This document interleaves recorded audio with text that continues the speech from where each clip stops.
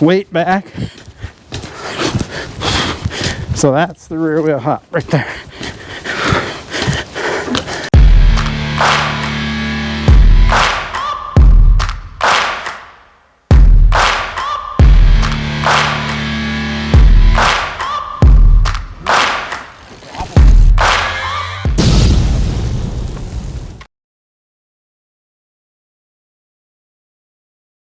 Welcome to my channel. Who remembers this bike? If you do, you're a veteran of my channel.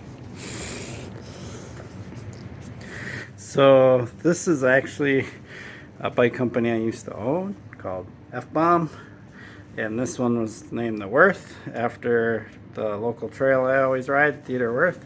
And yeah, it is chromoly steel. It's a 26-inch wheel frame. Came out in around 2012. So what I did is I had this laying around and I decided to build it up as kind of a makeshift trials bike. So I got like a big rear cog back there, surly cog, and so it's not quite a one-to-one, you know, I mean, but it's pretty low gear. So works pretty good for trials. This frame has slotted dropouts, and then you got these chain tensioners, so quick release actually works okay because the chain tensioners prevent the wheel from sliding forward.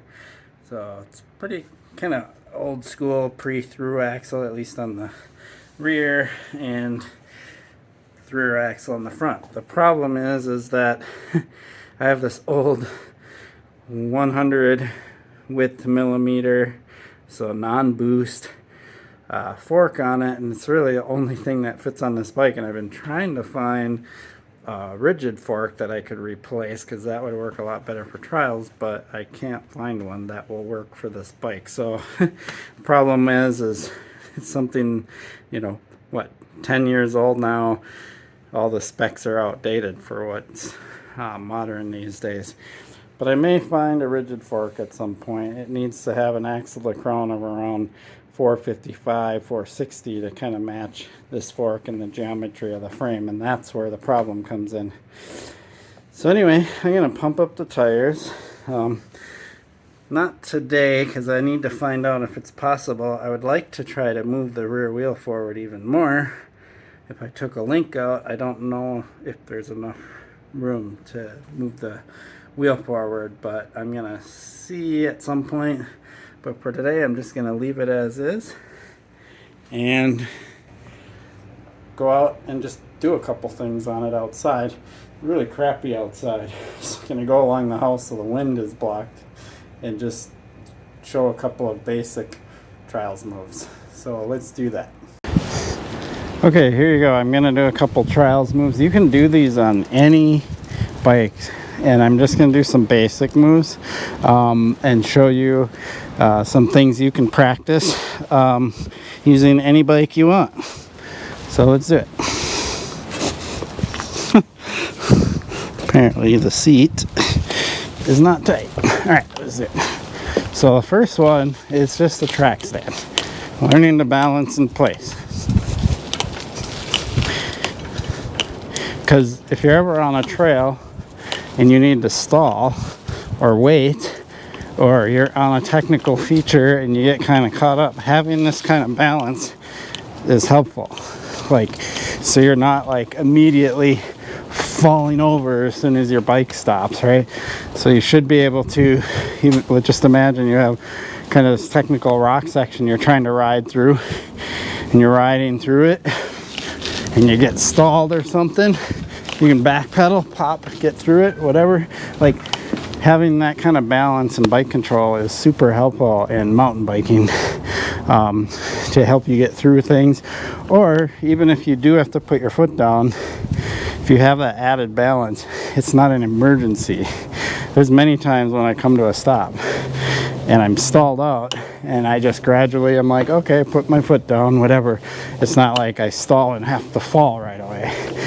So it's helpful. So track stand is just something you can practice. Is roll up slow. I use the brakes a lot.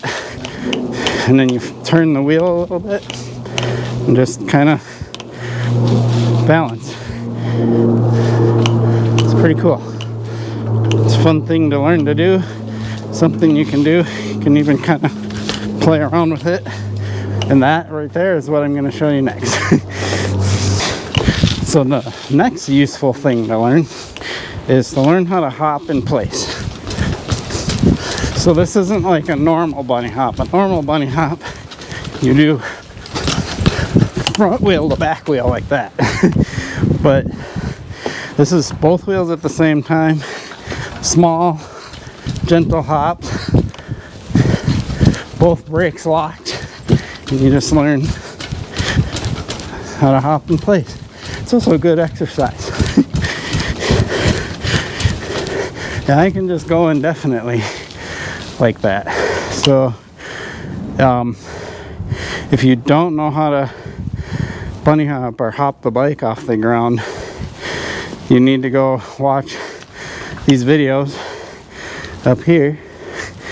First one is how to pop up the front wheel, and then after that video, watch this next one that I'll pop up, that is how to pop up the back wheel.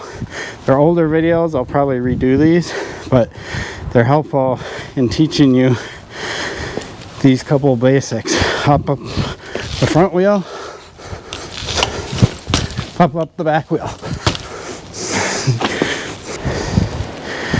This next one, I like to call it walking, or in the BMX days, it used to be called the rock walk. Rock walk is actually, in the BMX terminology, probably way in the late 70s, definitely in the early 80s. You're riding along, you spin the rear wheel 180 degrees. As soon as it lands, you whip the front wheel 180 degrees. We're not going to do that. We're going to do baby steps of that, small variation of that, which is putting on both brakes, kicking the back wheel and the front wheel over, and learning to rotate in a 360. And you'll notice I had no problem going to the left, but let me try the right, and I bet you I'm gonna be super sketchy doing that same thing, rotating to the right, because I'm not as good at that direction.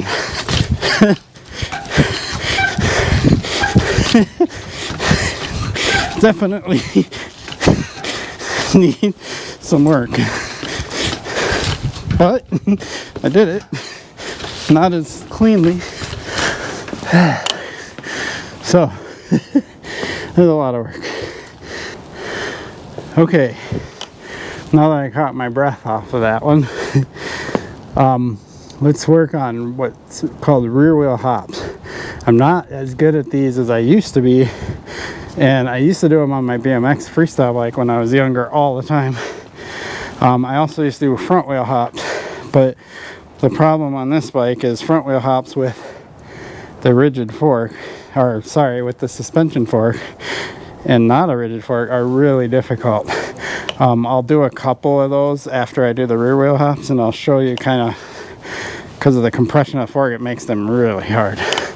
But let's do the rear wheel hops first.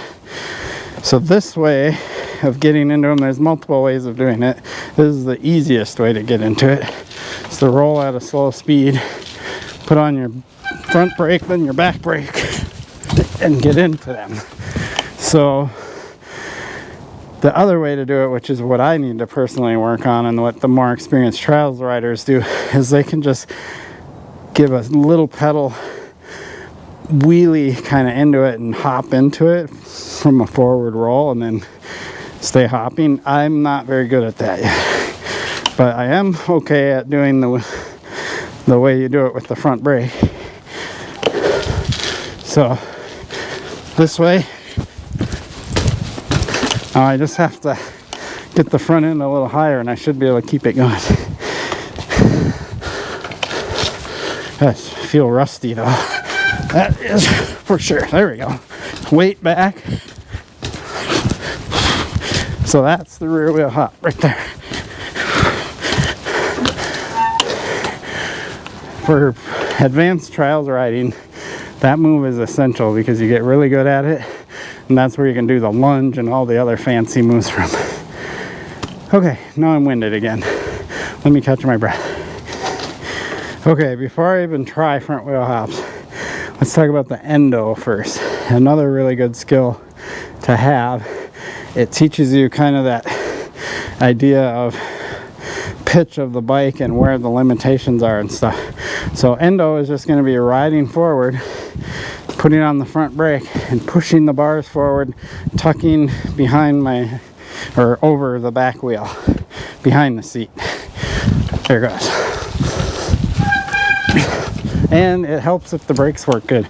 I actually don't think these brakes are very broken in, so I'll have to give it a little harder pull. Hopefully I can grab hard enough to do it.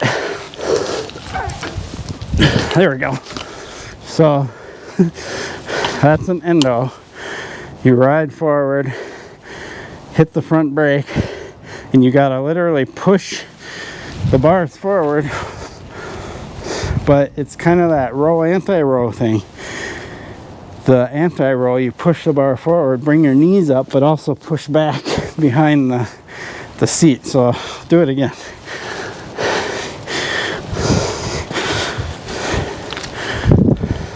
So this would be the anti-roll right here. I got a little kitty wampus, but I still pulled it off. So yeah, brake, push, allow the back wheel to come up by bending, allowing your knees to bend, and then tucking behind the seat to counterweight so you don't go over the bars. So that's the endo. So with the forks, I'm pretty sure I'm not going to be able to do front hops, but I'll probably be able to get in at least a couple, and then I'll have to come down. So once you know the endo, you can go into front hops. Let's try.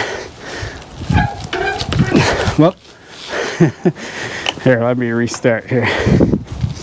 Hopefully it's not too windy in the mic. I know you could hear my breathing, but it's actually really windy out.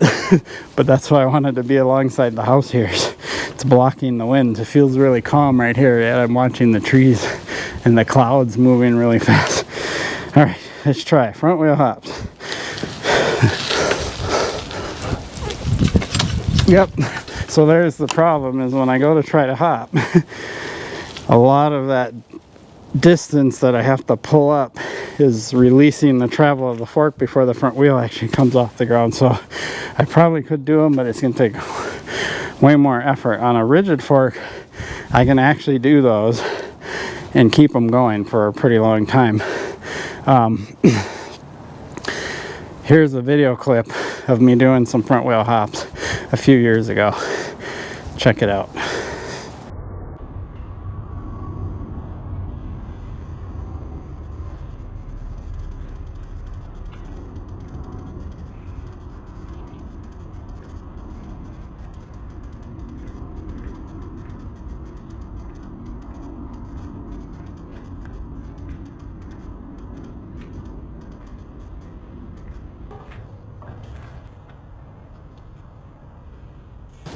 So cool. I'm glad I got this bike out and played around on it a little bit.